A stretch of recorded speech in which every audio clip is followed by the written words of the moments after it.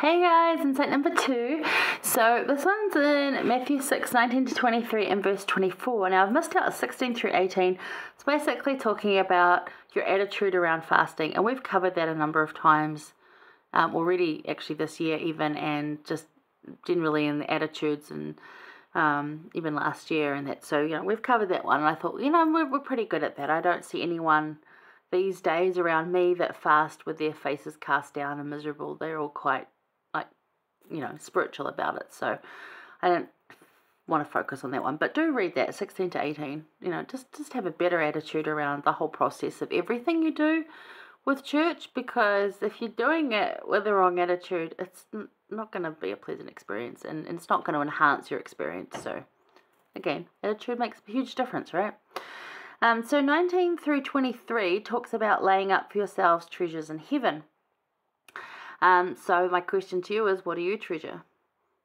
What is it that you treasure? Because often we treasure things that are, you could say, earthly or worldly. I don't know that I have any treasures that are worldly, although I must say, when the power went out the other day, when the part of the country here was under cyclone, and there's thousands of people that are now homeless and have no bedding and no place to live, and there's going to be food shortages, and I don't know what kind of crises we're going to face here. But for me, because your hard is your hard, so you don't need to compare it to someone else's hard. It's hard for you.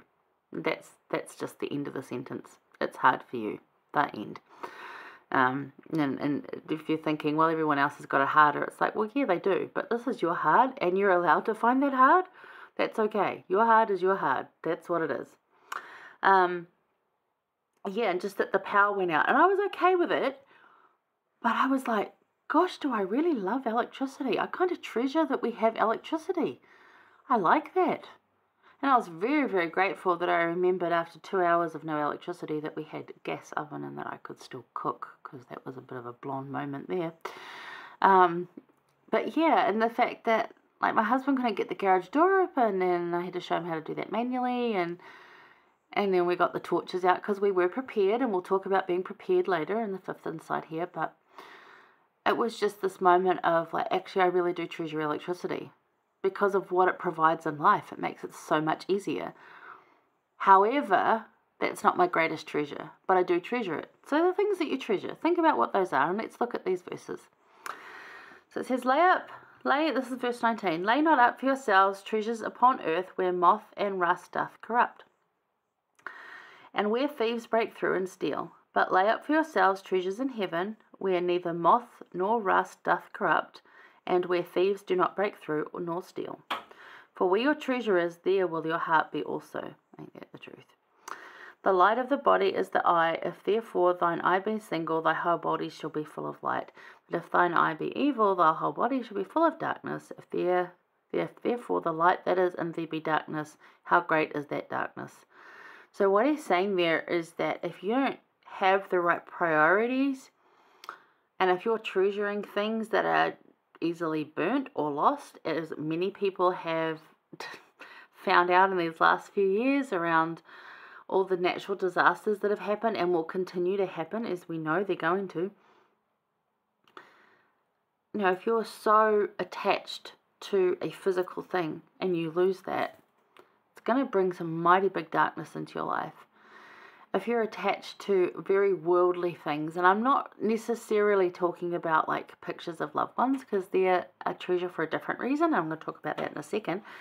But maybe you're really attached to your nice sports car, and it's quite replaceable, and you might like it for different reasons, and we can mourn the loss of it. That's okay, because maybe we really liked it because we had good experiences with it.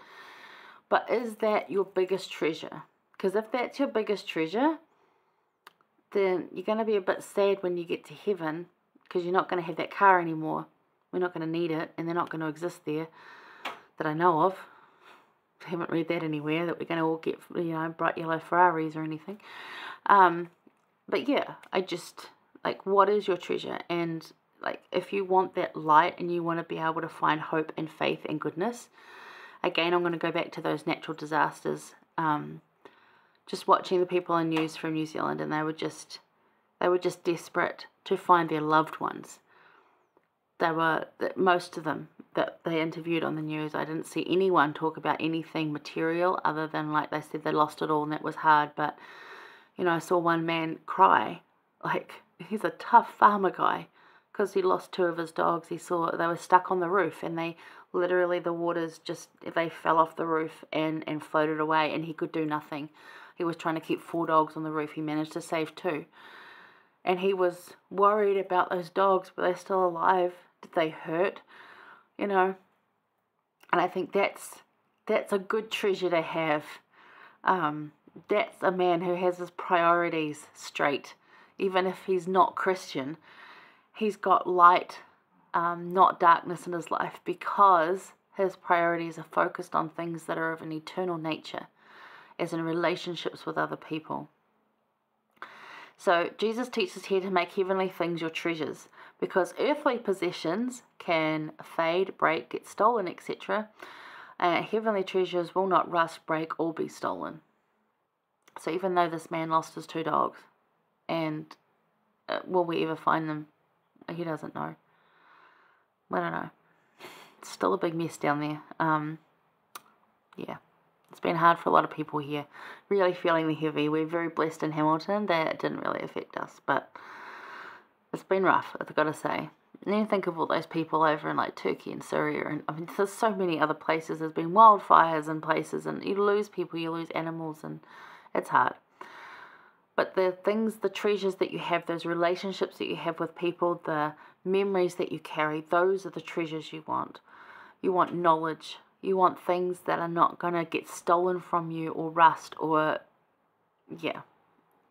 So, where your focus is, there your heart will be too. So if you focus on your treasure, that's where your heart's going to be. So if your treasure is worldly things, that's where your heart's going to be. If your treasure is of an eternal nature, like this man who I said, I don't even know if he was Christian, with the 2 dogs, that saved the 2 dogs and lost 2. I don't know. But my heart went out to him. Like, I would be devastated if that happened to me. Because I love the animals I have, and the animals I have lost, I miss them. They are my treasures. And I do believe I will be reunited with them. I don't know how. I don't know how that's going to work. But I do believe that's going to happen. But that's where my heart is, in people, in relationships. And I have things that I do treasure because of who they came from and what they remind me of and the memories I have with that person and that item. And if I was to lose that item, I would be hurt and upset, but it's only because it's a constant reminder of that person and that relationship. So it's not the value of the item, it's what it means. So do you desire light? You see light with spiritual and physical eyes. So where is your focus? Are you inviting light or inviting dark and evil because your focus is on other things? So I've got a couple of things here. So this is a little book that I put together. I think my family is awesome. This is at my grandmother's funeral. We took a group photo there. And throughout here there's pictures of my family. You can see us all sort of hanging out there. I'm the only member of our church in my family. But it's my cousin Sam. He's awesome. I've got some very lovely people here. I'll show you one that's amazing. There's my girls. I'll put it that way so you can see it a bit better across the page. So I'm here, obviously. Me, Blondie. And these are my 3 cousins. These 2 are sisters. These are my 3 cousins. And you know, like, we have a group chat going, and no matter what goes on, I know I can rely on these girls. They're strong.